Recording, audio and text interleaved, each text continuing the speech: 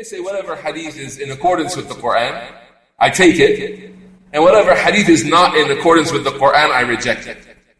And people like that in the West. They say, wow, this is a good yardstick. This is a really good tool or a really good method to distinguish between what's authentic and what's not authentic. Right now, Al-Kawthar is a river that Allah has given the Messenger, sallallahu alayhi wasallam.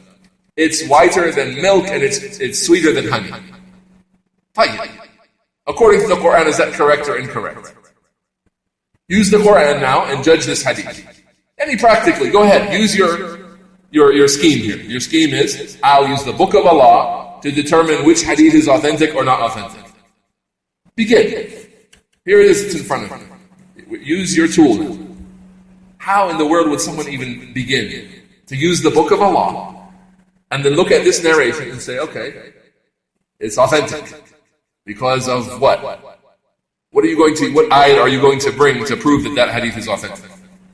And what ayat are you going to bring to prove that that hadith is unauthentic? So it's a claim, it's a nice thing that people say. We use the Quran to judge. The Quran is the Furqan. It distinguishes between truth and falsehood. So we're going to use the Quran to distinguish between authentic and unauthentic hadith. Sounds nice, but in actuality, how in the world would you implement that? And I'm giving you one example here. We can go through hundreds of examples like that.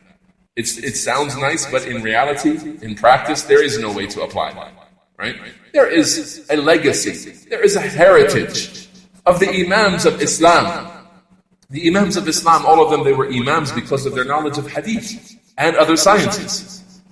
They knew Hadith. Imam Ahmad memorized Alf Hadith, 1 million Hadith. Subhanallah, 1 million Hadith with their chains. The Imams, hundreds of thousands of Hadith like this. And someone who didn't have a large body of memorization of narrations, their positions weren't given much weight. Right? So hadith, you can see now the status of knowing hadith as it relates to understanding the meanings of the Quran.